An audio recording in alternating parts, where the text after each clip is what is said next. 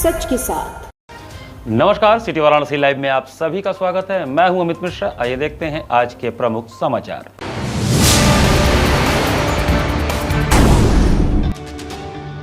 सावन में किन्नर समाज ने निकाली भव्य शोभा यात्रा, बाबा विश्वनाथ का किया जलाभिषेक। चोरी के शक में युवक की पीट कर हत्या, चोलापुर पुलिस ने 2 आरोपियों को किया गिरफ्तार, 2 की तलाश जारी। स्नातक एमएलसी चुनाव के संदर्भ में महानगर समाजवादी पार्टी के वरिष्ठ नेताओं की हुई बैठक।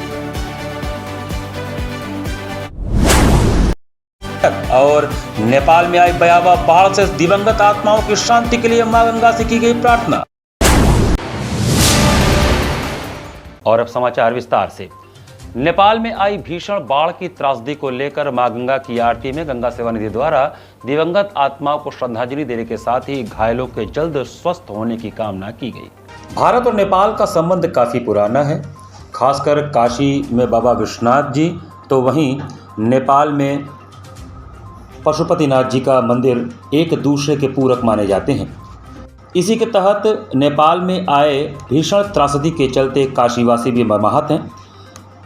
इसी को लेकर काशी के दशाश्वमेध घाट पर गंगा सेवा निधि द्वारा होने वाली विश्व प्रसिद्ध मां गंगा की आरती से पूर्व नेपाल बाढ़ में दिवंगत आत्माओं को दी गई श्रद्धांजलि के साथ ही घायलों के जल्द स्वास्थ्य के लिए प्रार्थना किया गया। इस दौरान गंगा सेवा निधि के अध्यक्ष सुशांत मिश्रा, कोषाध्यक्ष आशीष तिवारी, सचिव हनुमान यादव समेत बड़ी संख्या में श्रद्धालु मौजूद रहे। देखिए, कल नेपाल में जो प्राकृतिक आपदा हुआ है, जिसमें असंख्य संख्या में लोगों ने अपनी जान गंवाई है और जिसमें कई भारतीयों की भी होने की आशंका है, उसी क्रम में आज दशाश्वमेध घाट पर गंगा सेवा निधि द्वारा भगवती माँ गंगा के पावन तट पर उन सभी दिव्यगत आत्माओं की शांति के लिए प्रार्थना की गई।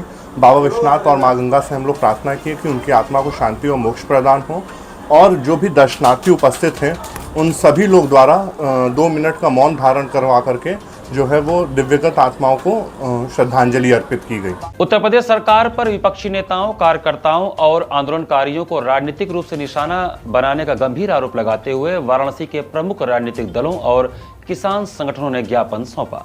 वाराणसी के प्रमुख राजनीतिक दलों और किसान संगठनों ने उत्तर प्रदेश सरकार पर विपक्षी नेताओं, कार्यकर्ताओं और आंदोलनकारियों को राजनीतिक रूप से निशाना बनाने, उनको उत्पीड़न करने का गंभीर आरोप लगाया है।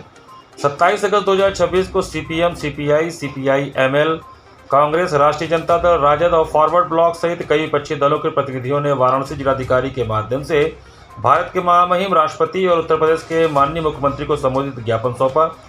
गोपनीयता के अधिकार का हनन और निगरानी का आरोप लगाते हुए विपक्ष ने आरोप लगाया है कि उत्तर प्रदेश की योगी सरकार वामपंथी, कांग्रेस व अन्य राजनीतिक दलों के साथ साथ किसान संगठनों के कार्यकर्ताओं की व्यक्तिगत निगरानी पुलिस के जरिए करवा रही है।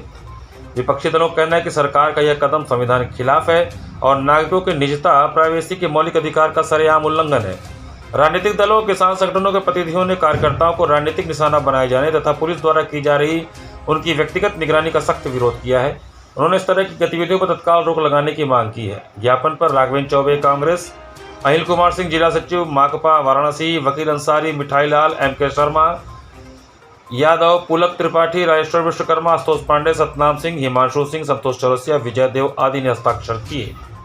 आज हम सब लोगों ने विपक्षी कांग्रेस, सीपीआई, सीपीएम, भाकपा माले के लोगों ने एकत्रित होकर के अम्बेडकर जी की प्रतिमा पर एकत्रित होकर उनको नमन करके हम लोगों ने पदयात्रा करते हुए, और आपने देखा कि उस बहुत ही शांतिपूर्ण यात्रा को भी प्रशासन के लोगों ने अपनी सुरक्षा घेरे में लेकर के आए और यहाँ तमाम फोर्स लगा करके हमको अंदर जाने से रोका है। हम सब यहीं पे आए, ऐसे अनुमोदन दिया। चुनाव के 6 महीने रह गए हैं और विपक्ष के नेताओं का उत्पीड़न लगातार प्रशासनिक मुख्यमंत्री जी के सह पे यहाँ की पुलिस, यहाँ की आईबी, यहाँ के एलआईओ के लोग कर रहे हैं।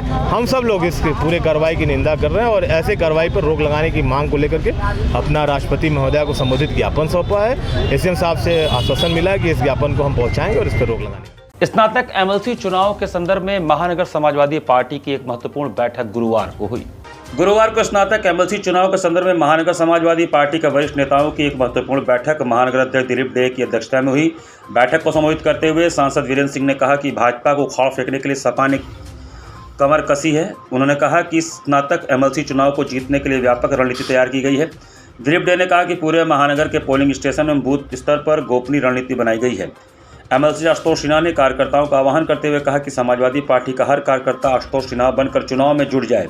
आप सभी सम्मानित नेताओं से अपील है कि सभी की जिम्मेदारी तय कर युद्ध स्तर पर चुनाव में कार्यकर्ताओं को लगाएं। बैठक में प्रमुख रूप से बहादुर सिंह यादव, गिरिजापति यादव, सूबेदार सिंह, समद अंसारी, अखिलेश मिश्रा, आनंद सिंह, महेंद्र सिंह यादव, ओपी सिंह, प्रदीप जायसवाल, किशन दीक्षित, रिबू श्रीवास्तव, रजत वाल्मीकि, उमाशंकर यादव, भैयालाल कन्नौजिया, राबिया कलाम, इस्तकबाल कुरैशी, लालू यादव, पूजा यादव, विष्णु शर्मा, हारून अंसारी, दिलशाद अहमद ढिल्लू, ईशान श्रीवास्तव, गणेश यादव, बीपी सिंह, दीप चंद गुप्ता, अब्दुल रशीद अंसारी, समीम अंसारी सहित सभी वरिष्ठ नेता मौजूद रहे। बैठक का संचालन महानगर महासचिव योगेंद्र यादव ने तथा धन्यवाद ज्ञापन मीडिया प्रभारी रामजी यादव ने दिया। अनुभव का, उन चीज़ों का बेहतर इस्तेमाल करके कैसे हम अपनी कामयाबी हासिल करें, इसका हम दो एक सुझाव जरूर इस मीटिंग में रखना चाहेंगे। ये बात सही है कि दवाई थोड़ी कड़वी होती है, कुछ देर के लिए अच्छा भी नहीं लगता है। कल की मीटिंग थी, हमारे एमएलसी साहब आए, कुछ चीजें वहाँ मुझे थोड़ी ठीक नहीं लगी, तो बहुत सी चीजों को हमने उस पर जो है सामने रखा। बहुत लोग समझ रहे हैं और क्योंकि मीडिया यहाँ है तो बहुत सी चीजों को हमने। चोलापुर थाना क्षेत्र में चोरी के संदेह पर पीट कर एक युवक की हत्या किए जाने के मामले का खुलासा करते हुए पुलिस ने 2 नामजद अभियुक्तों को गिरफ्तार किया। चोरी के संदेह में एक युवक की पीट कर हत्या किए जाने के मामले का पुलिस ने खुलासा कर दिया है। पुलिस ने मामले में कार्रवाई करते हुए 2 नामजद अभियुक्तों अजय सिंह और विशाल सिंह को गिरफ्तार कर लिया है। दोनों आरोपियों को न्यायिक हिरासत में जेल भेज दिया गया है। वहीं वारदात में शामिल 2 अन्य आरोपी अभी फरार हैं, जिनकी गिरफ्तारी के लिए पुलिस टीम लगातार दबिश दे रही है। पुलिस के अनुसार 21-22 अगस्त 2026 राम जन्म नामक युवक का शव संदिग्ध परिस्थितियों में बरामद हुआ था। प्रारंभिक जांच के दौरान शव को लेकर स्थिति स्पष्ट नहीं थी। परिजनों की ओर से भी किसी व्यक्ति पर संदेह व्यक्त नहीं किया गया था। इसी बीच सोशल मीडिया पर घटना से संबंधित फोटो और वीडियो वायरल होने की जानकारी पुलिस अधिकारियों के संज्ञान में आई। वायरल फोटो और वीडियो का स्वतः संज्ञान लेते हुए उच्च अधिकारियों के निर्देशन में पुलिस ने मामले की गहनता से जांच शुरू की। जांच के दौरान सामने आया कि युवक की मौत मारपीट के दौरान आई गंभीर चोटों के कारण हुई थी। पुलिस जांच में सामने आया कि आरोपियों को शक था कि मृतक रामजन्म ईंट भट्टे से ट्रैक्टर चोरी करने की नीयत से वहां आया था। इस संदेह के आधार पर आरोपियों ने उसके साथ मारपीट शुरू कर दिया। बताया गया कि रामजन्म पहले एक ईंट भट्टे पर मजदूरी का काम करता था। ईंट भट्टा बंद होने के बाद वह बेरोजगार था और आसपास के क्षेत्रों में घूमता रहता था। पुलिस के मुताबिक मृतक और आरोपियों के बीच पहले से कोई जान पहचान अथवा पुरानी रंजिश नहीं थी। सिर्फ चोरी के संदेह के आधार पर आरोपियों ने रामजन्म पर लाठी डंडों से हमला कर दिया। मारपीट में उससे गंभीर चोटें आई और उसकी मौत हो गई। पुलिस ने आरोपियों की तलाश शुरू की। जांच के दौरान पुलिस टीम ने अजय सिंह और विशाल सिंह को गिरफ्तार कर लिया। पुलिस ने उनकी निशानदेही पर घटना में प्रयुक्त डंडा भी बरामद किया है।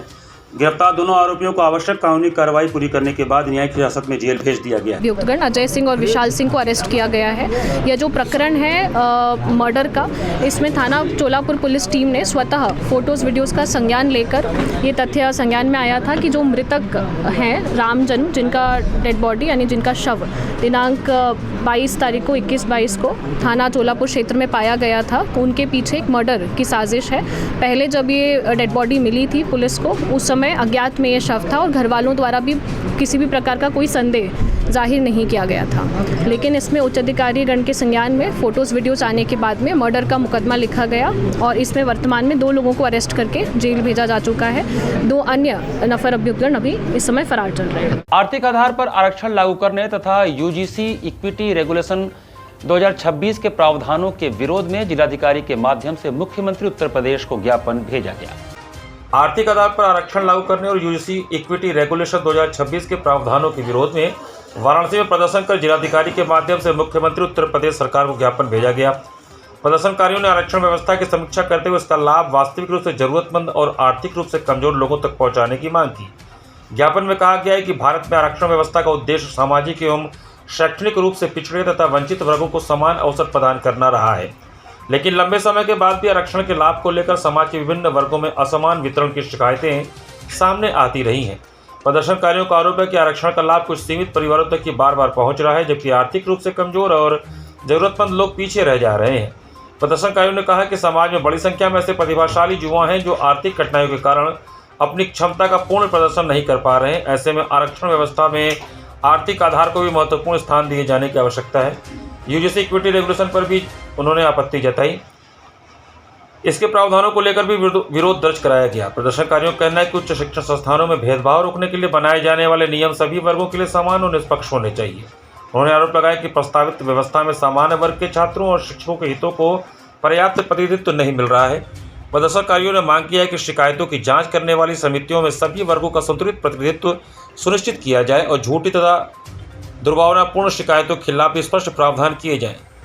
शिक्षण संस्थान योग्यता, प्रतिभा और समान अवसर के केंद्र होने चाहिए। किसी भी नियम के कारण छात्रों के बीच अविश्वास, तनाव या टकराव की स्थिति पैदा नहीं होनी चाहिए।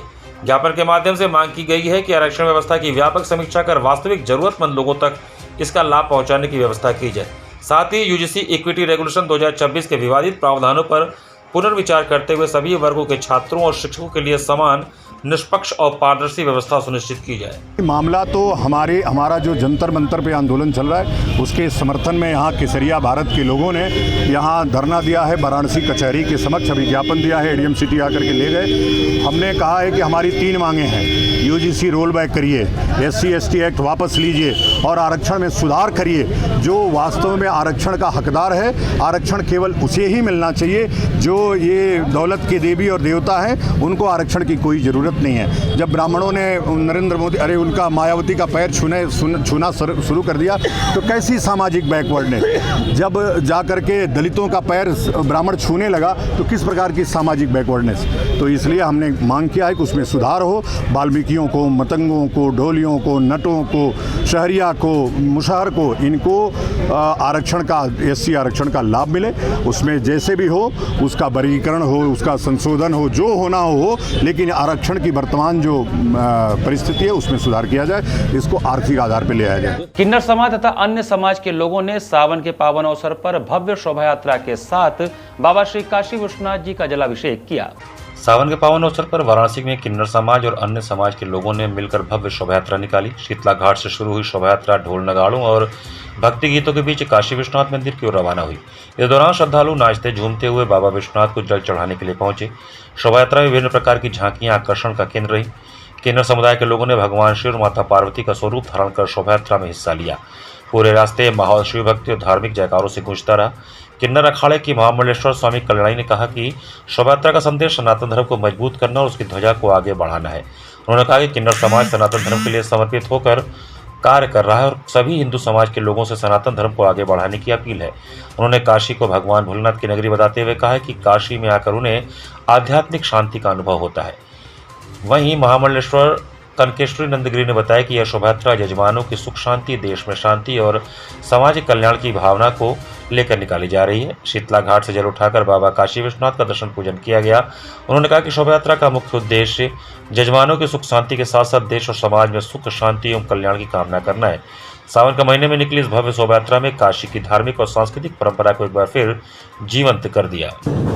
आज यहाँ बनारस में दशाश्वमेध घाट पे हमारे किन्नर समाज द्वारा आज ये जो शोभा यात्रा निकाली जा रही है, इसका यही संदेश है कि सभी सनातन धर्म को अपने मजबूत करें, सनातन धर्म का ध्वजा हर जगह लहराए, क्योंकि हिंदू धर्म ही सनातन धर्म है और सनातन धर्म ही हिंदू धर्म है और हर हिंदू को सनातन धर्म को आगे लेके चलना चाहिए। और हमारा यही संदेश है कि हम जब किन्नर समाज होके हम सनातन धर्म के लिए लड़ सकते हैं, तो जो हिंदू भाई हैं जो अपने घर पे सोते हैं और सनातन धर्म को आज नहीं देख रहे हैं, तो आप सभी का यही संदेश होना चाहिए कि हमारा भारत महान है।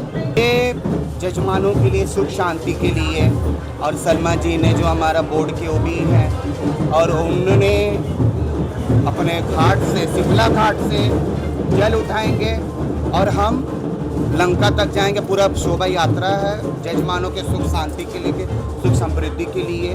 ये हमारा पूजन है। काशी विश्वनाथ का दर्शन भी करेंगे, जो कि मैं कल आई हूँ, आज भी मिलूंगी मैं और आज भी दर्शन करेंगे। आगे लेके दोबारा भी हो जाएगी हमारी सब। यहाँ पर वक्त चला छोटे से ब्रेक का। बने रहिए सिटी वाराणसी लाइव के साथ। वाराणसी लाइव, सच के साथ। I am a student of Jeevandeep Mahavidyalaya. I am proud of Mahavidyalaya for excellent faculty, best support and best infrastructure and best place. I am a student of Jeevandeep Mahavidyalaya. I am proud of Mahavidyalaya for excellent faculty, best support and best infrastructure and best place.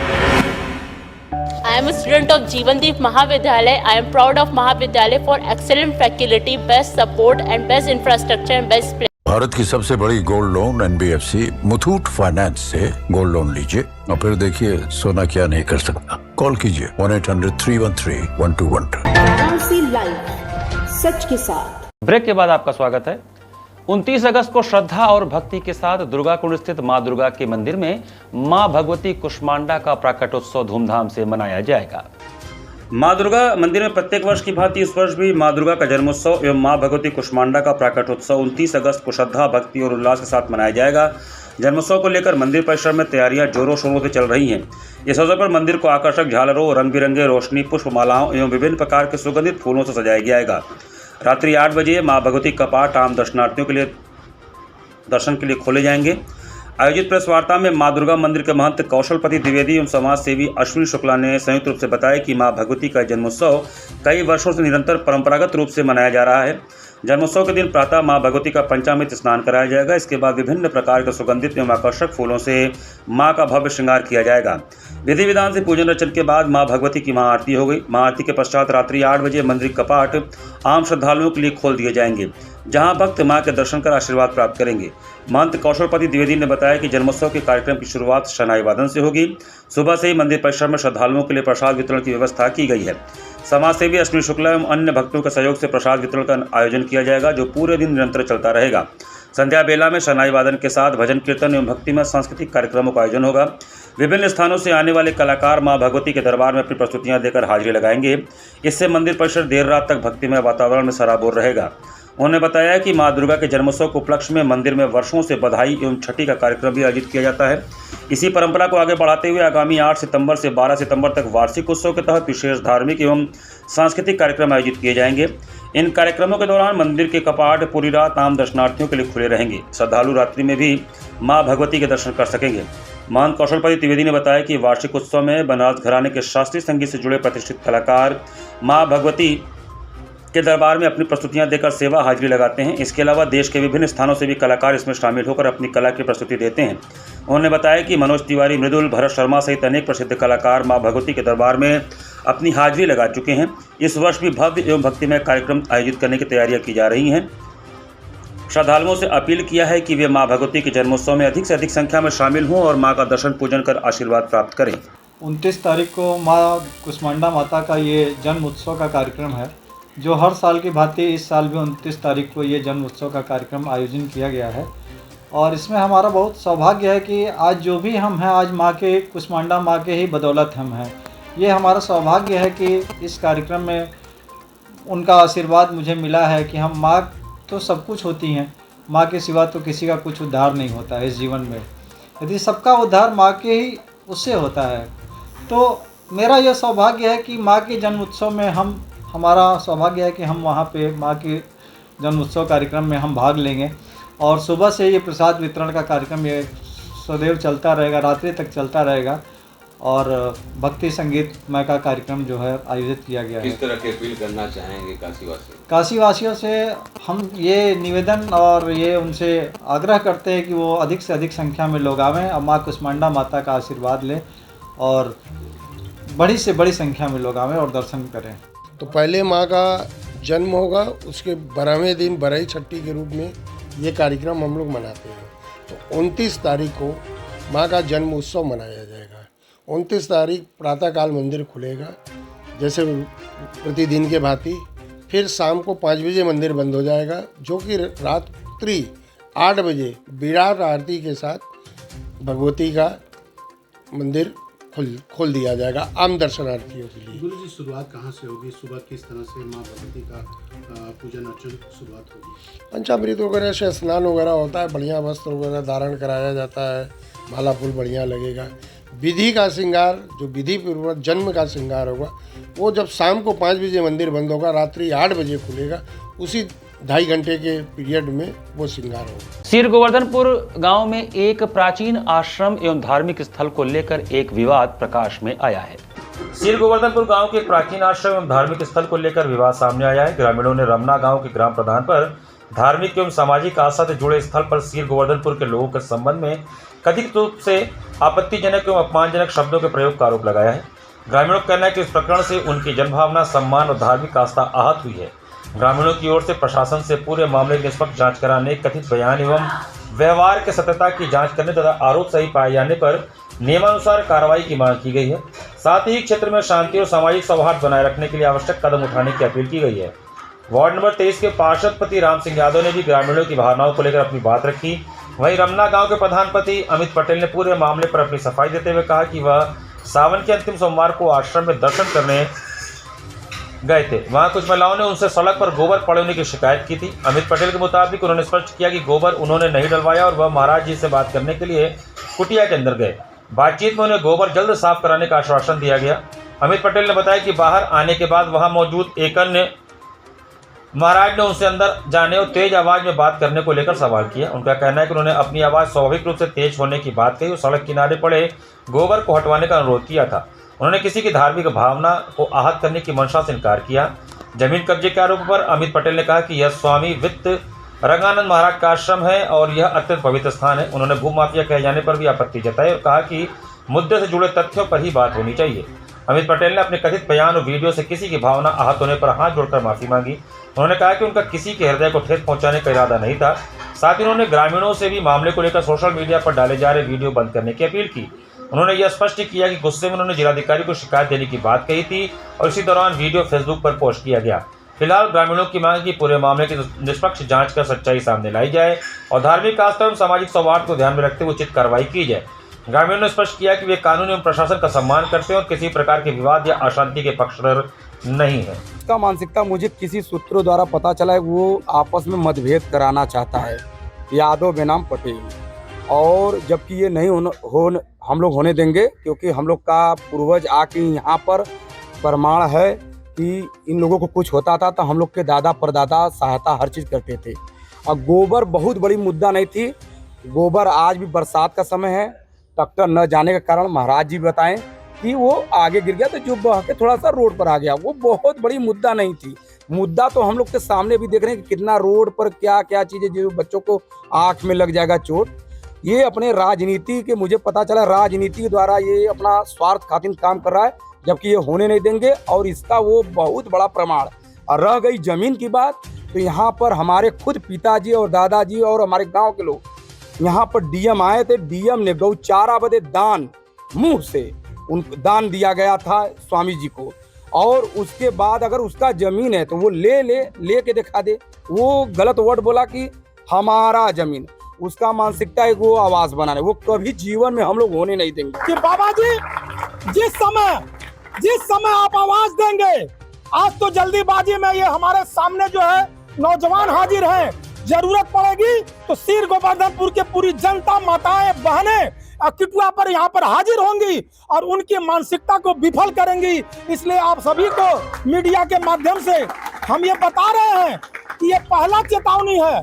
अभी भी शायद मौका है, हमारे पार्षद जी रास्ते में कह रहे थे कि अभी भी सार्वजनिक रूप से अगर वो क्षमा मांग ले, तब भी जो है कुटिया आश्रम का ये भावना है कि ऐसे लोगों को एक बार क्षमा किया जा सकता है। लेकिन अगर दोबारा ये घटना की पुनरावृत्ति हुई तो आप समझ लीजिए कि समस्त सीर गोवर्धनपुर के वही लोग हैं जिन्होंने तत्कालीन मुख्यमंत्री का हेलीकॉप्टर नहीं उतरने दिया था। तो इसकी मानसिकता नहीं कहीं सफल हो पाएगी। मैं सावन के लास्ट सोमवार को गया दर्शन करने गुरु महाराज आश्रम पे। वहाँ गया दर्शन करने, तो वहाँ पे कुछ महिलाएं थी और कुछ बच्चियाँ थी। तो उन्होंने हमसे डायरेक्ट यही कहा कि प्रधान जी तू ये दर्शन कहूँ करा था, गोबर रोज फेंकवा था। तो हमने कहा कि मैं नहीं फेंकवाता हूँ, आश्रम के लोग फेंक देते होंगे, मैं जा रहा हूँ महाराज जी से बात करके आ रहा हूँ। तो मैंने गया हौसला महाराज जी से बात किया, उनका पहले पैर पकड़ा, तो उन्होंने आशीर्वाद दिया। फिर मैंने महाराज जी से कहा कि महाराज जी बताइए, कई बार हमने दसनों बार शिकायत किया और जो है कि लगातार उस पर यही फेंका जाता है। तो महाराज जी ने कहा कि ये लोग गलती कर देते हैं, कई बार मना किया गया, फिर भी ये लोग क्या फेंका जाता है, गोबर, गाय जो वहाँ पे गौ माता है उनकी गोबर जो फेंका जाता है। तो उन्होंने कहा कि गलती कर देते हैं कि बरसात का समय था। तो हमने कहा महाराज जी गर्मी में भी फेंका जाता है, हर समय फेंका जाता है, तो इसको दिखवा लीजिए। जब मैं बाहर निकल रहा था तो वहाँ पर जो दूसरे महाराज जी थे वो आए, बोले कि आप आश्रम में कैसे आ सकते हैं, आप यहाँ के चिल्ला क्यों रहे। तो मैंने कहा कि चिल्ला नहीं रहो महाराज जी, वो आप चलिए मेरे सामने, वो देख लीजिए, उसको हटवा दीजिए और हमें कुछ कहने की जरूरत नहीं है। तो फिर वहाँ से हम चले गए। उसके बाद जब हम आए तो उसके बाद हमने कहा कि अब कुछ बहस करने लगे, तो उससे मुँह से निकल गया कि अगर आप लोग इस तरह बतियाते हो तो मैं डीएम साहब को एप्लीकेशन दूंगा ज़मीन खाली कराने। मेरा ऐसा कोई ध्येय नहीं है कि मैं ज़मीन खाली कराऊं, क्योंकि वहाँ पर गौ माता है तो चरने जो चरी उरी बोया जाता है, ये बहुत अच्छी बात है कि वहाँ खाने पीने के लिए काफ़ी पशु हैं, वहाँ पर काफ़ी पशु हैं। और मैं खुद ही लगभग कई बार वहाँ जाके गुड़ खिलाया हूँ और लगातार मैं आश्रम जाता रहता हूँ। श्रावण माह में श्री देवगुरु बृहस्पति भगवान का वार्षिक हरियाली एवं हिम श्रृंगार गुरुवार को भव्य रूप से किया गया। श्रावण मास में श्री देवगुरु बृहस्पति भगवान का वार्षिक हरियाली एवं हिम श्रृंगार गुरुवार को संपन्न हुआ, जिसमें बाबा की दिव्य झांकी में अर्धनारीश्वर स्वरूप पालना पर सपरिवार विराजमान किया गया। तत्पश्चात देवगुरु बृहस्पति भगवान का पंचामृत स्नान 11 ब्राह्मण वैदिक मंत्रों द्वारा संपन्न हुआ। स्वर्ण मुखौटा व छत्र चांदी का धातु के साथ बाबा के पालना पर विराजमान किया गया। मुख्य द्वार को अशोक की पत्ती, कामनी की पत्ती एवं रंग बिरंगे कपड़े एवं विद्युत झालर से पूरे प्रांगण को सजाया गया। सायंकाल 7 बजे से मध्य रात्रि तक भजन संध्या का कार्यक्रम मां आदिशक्ति भजन मंडल द्वारा आयोजित किया गया। प्रातःकाल 4 बजे से मंगला आरती एवं रात्रि 1 बजे शयन आरती महंत अजय गिरी, संतोष गिरी, अभिषेक गिरी, पीयूष गिरी, छोटा महाराज, वेदांत गिरी लल्ला द्वारा संपन्न कराया गया एवं भोर की आरती रुद्राभिषेक के साथ भोग प्रसाद वितरण गिरी परिवार द्वारा संपन्न हुआ। पूरे कार्यक्रम को सफल बनाने में अशोक यादव, पप्पू मौर्य, विजय सोनकर, संजय दुबे, राधेश्याम ने तन मन से सहयोग कर कार्यक्रम को सफल बनाया। भोर में इनकी झांकी मिली है। सुबह में भोर में 4 बजे इनकी मंगला आरती के बाद से सब भक्तों को झांकी कराई गई है। कितनी पुरानी परंपरा है? ये हमारे दादा परदादा चली आ रही है, बहुत पुरानी परंपरा है। चारों वार्षिक श्रृंगार में फल श्रृंगार, हिम श्रृंगार, जल श्रृंगार, ये आखिरी वाला गुरुवार को हिम श्रृंगार का विशेष रूप से भव्य झांकी का आयोजन किया गया है। रक्षाबंधन के पावन पर्व पर इस बार बाजारों में देशभक्ति तथा आधुनिक डिजाइनों वाली राखियों की धूम मची हुई है। रक्षाबंधन के पावन पर्व को लेकर बाजारों में रौनक बढ़ गई है। इस बार बाजार में पारंपरिक राखियों के साथ साथ देशभक्ति और आधुनिक डिजाइनों वाली राखियों की भारी मांग देखी जा रही है। एक राखी विक्रेता दीपक रस्तोगी ने बातचीत के दौरान बताया कि इस साल उन्होंने अपनी दुकान पर 1000 से भी अधिक किस्मों और हजारों डिजाइनों में राखियां उपलब्ध कराई हैं। उन्होंने बताया कि ग्राहकों के लिए हर रेंज की राखी मौजूद है, जिसकी शुरुआत 2 रुपये से लेकर 750 रुपये तक है। इसमें 150, 200, 250, 300, 550 रुपये की राखियों के अलावा चांदी की खास राखियां भी शामिल हैं। दीपक ने इस बार आए नए फैशन और डिज़ाइनों पर बात करते हुए सरदार वल्लभ भाई पटेल की तस्वीर वाली देशभक्ति राखी और विशेष चंदन राखी को दिखाया, जो ग्राहकों को खूब पसंद आ रही है। दीपक रस्तोगी ने ग्राहकों से अपील करते हुए कहा कि वे ऑनलाइन शॉपिंग के बजाय स्वयं बाजार आकर राखियां खरीदें। उन्होंने कहा कि ऑनलाइन प्लेटफॉर्म पर जो राखी 60 रुपये या उससे अधिक में बेची जाती है, वही राखी स्थानीय दुकानों पर मात्र 35 रुपये में आसानी से मिल जाती है। ऑनलाइन खरीदारी में लोग अक्सर ठगी और अधिक दामों का शिकार हो जाते हैं, इसलिए सीधे दुकान से देखकर और परख कर ही राखी भेजें। दुकानें 35-36 साल हो गई है, पिन पूरी चल रही है। क्या इस बार विशेष देखने मिला राखी? इस बार जो है राखी बहुत अच्छी आई हुई है। और इस बार जो देखिए एक नया राखी ये निकला हुआ है, एक ये आया है चंदन की लकड़ी पर अच्छा बना हुआ राखी है। और बाकी सारी बहुत 10,000 करीब जो है डिजाइने हैं इसमें रखी हुई है। राखी की क्या दुकानदारी ठीक है। अब जो ऑनलाइन वाली सिस्टम ये हमारे सरकार जी ने कर दिए हैं, ऑनलाइन की वजह से हम लोग को बहुत प्रभाव पड़ रहा है। और ये हम निवेदन करेंगे ये ऑनलाइन पर लोग गौर न करें, यहाँ स्वयं आके खरीदें, इसको गौर करें। सामाजिक सरोकारों तथा जनहित के उद्देश्य से सिविक औरा फाउंडेशन का भव्य उद्घाटन हुआ। सामाजिक सरोकारों, जनहित और सकारात्मक सामाजिक बदलाव के उद्देश्य से सिविक औरा फाउंडेशन का भव्य उद्घाटन समारोह गुरुवार को आयोजित किया गया। कार्यक्रम में विशिष्ट अतिथि पूज्य स्वामी आनंद स्वरूप महाराज तथा मुख्य अतिथि कांग्रेस महिला मोर्चा की जिलाध्यक्ष अनुराधा यादव एवं अमित यादव की गरिमामयी उपस्थिति रही। कार्यक्रम में सामाजिक क्षेत्र से जुड़े लोगों, पत्रकारों, महिलाओं और संस्था के पदाधिकारियों ने सहभागिता किया। कार्यक्रम की शुरुआत अतिथियों के स्वागत एवं अभिनंदन के साथ हुई। इस अवसर पर सिविक औरा फाउंडेशन के उद्देश्य, कार्यक्षेत्र और भविष्य की योजनाओं को लेकर विस्तार से चर्चा किया गया। संस्था की ओर से समाज के विभिन्न वर्गों को साथ लेकर जरूरतमंदों की सहायता, सामाजिक जागरूकता, महिला सुरक्षा तथा जनहित से जुड़े मुद्दों पर सक्रिय रूप से कार्य करने की प्रतिबद्धता व्यक्त की गई। कार्यक्रम के अंत में संस्था की ओर से सभी अतिथियों, पदाधिकारियों, पत्रकारों एवं उपस्थित लोगों के प्रति आभार व्यक्त किया गया। ये आज एक सिविक औरा नामक संगठन है जिसकी स्थापना अभी पाल, प्राची तिवारी और किशन गुप्ता ने मिलकर के किया है। मैं इस कार्यक्रम का उद्घाटन किया हूँ। इस संस्था ने संकल्प लिया है कि महिलाओं की सिक्योरिटी के लिए बहुत जल्द हम एक ऐप लॉन्च करेंगे। मैंने उनको और भी काम दिया है। मैंने कहा है कि अन्य एनजीओज़ की तरह केवल पैसा कमाने की फैक्ट्री ना हो, यह संस्था अपने लक्ष्यों में जो लक्ष्य लेकर के चले हैं उसमें कारगर हो, अपने लक्ष्य को प्राप्त करे। वर्तमान परिदृश्य में जो काशी शहर है, ट्रैफिक की जो मूलभूत समस्या है उससे कैसे निजात पाया जाए, इस पे कुछ काम करने के लिए हमने कहा है इन लोगों को। विश्व में तमाम ऐसी संस्थाएं हैं जो काम कर रही हैं, उनका सहयोग लेकर के उस पर काम करिए। अच्छा है, लड़कियों की सुरक्षा पे इन्होंने एक ऐप बनाने के लिए कहा ही है। और भी जो 5 संकल्प इन्होंने लिए हैं, वो संकल्प हमको अच्छे लगे और उस संकल्पों के लिए हमने शुभकामना दिया। मेरे विचार में ये आया कि हमें एक समाज सेवा करनी चाहिए, क्योंकि हमें नहीं लगता कि समाज सेवा किसी पर्टिकुलर नेता या फिर किसी धर्म, जाति, इन सब चीज़ों में बटी हुई है। सो मैंने ये डिसाइड किया कि हम समाज सेवा करेंगे, जिसमें हम विमेन एम्पावरमेंट और हेल्थ, एजुकेशन, गरीब बच्चों को किस तरीके से प्रॉपर उनको एजुकेशन पहुंच सके, और जितनी भी गड़बड़ियां हैं जहां तक बच्चों को या फिर विमेंस को जो चीज़ें नहीं मिल पा रही हैं, वो हम सारी चीज़ें SKIA स्टेट कराटे चैंपियनशिप 2026 में नवनीता कुंवर पब्लिक स्कूल सुसुहाई के बच्चों ने उत्कृष्ट खेल का प्रदर्शन किया। 23 अगस्त रविवार को Rashtriya palace banquet hall Bhojubir Varanasi के SKIA स्टेट कराटे चैंपियनशिप 2026 में नवनीता कुंवर पब्लिक स्कूल सुसुहाई एवं JKS sports fitness academy of martial art के विद्यार्थियों ने उत्कृष्ट खेल भावना और कौशल का प्रदर्शन करते हुए स्कूल का नाम रोशन किया। इस प्रतियोगिता में विभिन्न जिलों के स्तरीय विद्यालयों से लगभग 250 से 300 प्रतिभागियों ने हिस्सा लिया, जिसमें कड़ी प्रतिस्पर्धा के बीच नवनीता कुंवर पब्लिक स्कूल सुसुहाई एवं JKS sports fitness academy of martial art के खिलाड़ियों ने शानदार प्रदर्शन करते हुए कुल 14 पदक अपने नाम किए। स्कूल के होनहार खिलाड़ियों ने 9 स्वर्ण, 5 रजत पदक जीतकर विद्यालय को गौरवान्वित किया। स्कूल के प्रांगण में आयोजित एक विशेष बधाई समारोह में प्रबंधक राजेश राय, प्रधानाचार्य डॉक्टर दिवाकर राय, उपाध्यक्ष प्रवीण राय और सीनियर एवं जूनियर समन्वयक मिस सत्यप्रिया एवं असीम घोषाल ने विजेता खिलाड़ियों को मेडल और प्रमाण पत्र देकर सम्मानित किया। उन्होंने छात्रों को संबोधित करते हुए कहा कि आत्मरक्षा, अनुशासन और शारीरिक फिटनेस के लिए मार्शल आर्ट्स अत्यंत आवश्यक है। हमारे बच्चों की सफलता उनकी कड़ी मेहनत, निरंतर अभ्यास और कोच के मार्गदर्शन का परिणाम है। TSKFI के अध्यक्ष रेंसिन अमित गुप्ता ने बच्चों विद्यालय के कराटे प्रशिक्षक जयपाल कुमार सोनकर ने सभी खिलाड़ियों के प्रयास की सराहना की और भविष्य में होने वाली प्रतियोगिताओं के लिए शुभकामनाएं दी। इस अवसर पर स्कूल का समस्त स्टाफ, अभिभावक और विद्यार्थी उपस्थित रहे और विजेताओं का उत्साहवर्धन किया। इसी के साथ सिटी वाराणसी लाइव का ये संस्करण हम यही समाप्त करते हैं। मुझे दीजिए आज्ञा। नमस्कार।